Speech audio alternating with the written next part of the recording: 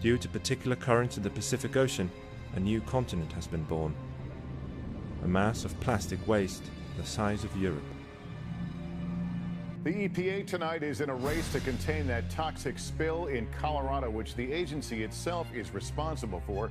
At least 3 million gallons of mining waste turning the Animas River yellow. Now the pollution is making its way past communities and even into other states. So life is hard out there for sea turtles ordinarily. It's getting harder by the day. I believe what began as an industrial accident hundreds of miles away could have such an impact on us.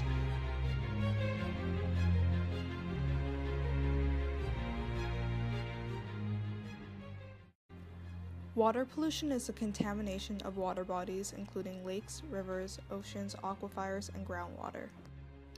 Only 3% of our water is fresh water. Of this 3%, only 0.5% is not frozen. This makes our access to fresh water limited. One form of water pollution is nutrient water pollution. Some wastewater, fertilizers, and sewage contain high levels of nutrients. When in water, they promote algae and weed growth in water. An excess amount of algae will also use up all the oxygen in the water, causing other water organisms in the water to die from oxygen deprivation. Another form of water pollution is groundwater pollution. When humans apply pesticides and chemicals to soils, they are washed deep into the ground by rainwater. This then reaches underground water, causing underground water pollution. Many farmers and industries use chemicals to control weeds, insects, and pests. This can lead to chemical water pollution. Metals and solvents can pollute water bodies. These are poisonous to many forms of aquatic life and may slow their development, causing infertility and even death.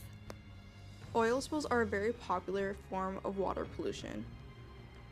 This usually has a more localized impact on wildlife but can spread for miles. Oil spills can kill fish and get stuck in the feathers of seabirds, causing them to lose the ability to fly. Although their feathers can be cleaned, it is said to take up to 1 hour per bird to clean. Sewage and wastewater contamination is common in many developing countries, as sewage water is often not treated and dumped directly back into the water. This leads the water prone to many deadly diseases. Other forms of water pollution include atmospheric water pollution, where acid rain is washed into water bodies, septic tanks, which bring water sewage into soils and nearby water bodies, and ocean and marine dumping, the dumping of paper waste, food waste, plastic, rubber, metallic, and aluminum waste. When researchers examined the stomach of a beached sperm whale in 2012, they found 30 square meters of tarpaulin, a 4.5 meter long hose, a 9 meter long plastic rope, and 2 flowers. A major result of water pollution is the death of aquatic animals. Fish, crabs, birds, dolphins, and many other animals often wind up on beaches and killed by pollutants in their habitat. Birds are dying in large numbers. Several islands in the Gulf serve as wildlife refuges for some 3,400 birds. And veterinarian Joe Smith with the Fort Wayne Children's Zoo says conditions could get a lot worse.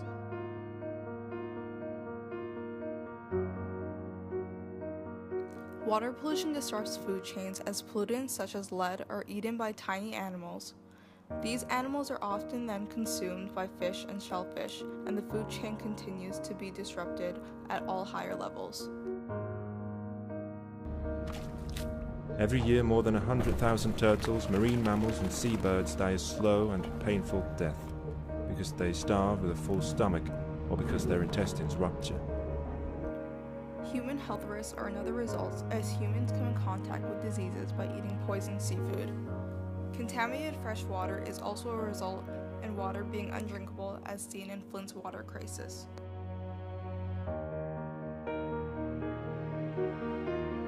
In addition, ecosystems are permanently disrupted, as plastic found in water can take up to 500 years to completely disintegrate. This pollution has grown dramatically.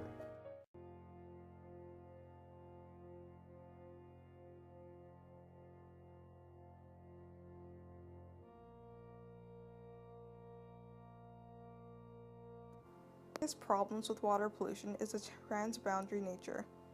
Many rivers cross countries while seas span whole continents. Pollution discharged by factories in one country with poor environmental standards can cause problems in neighboring nations, even when they have tougher laws and higher standards.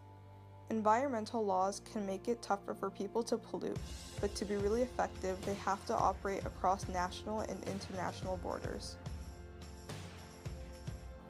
Most environmental experts agree that the best way to tackle pollution is through something called the polluter pays principle. There's going to be a harmful effect on many local businesses, and it's going to be painful for a lot of folks. Folks are going to be frustrated, and some folks are going to be angry.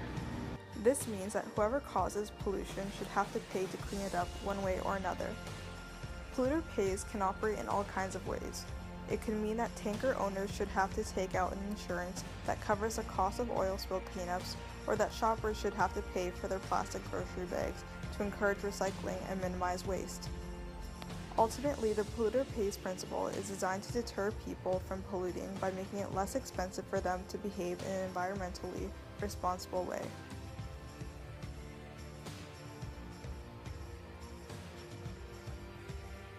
Educating people on the issue could open up their eyes to the harmful impacts of water pollution. Revealing the destruction can enforce many to take precautions and promote proper waste disposal. Only until people understand the damages will they want to enforce change.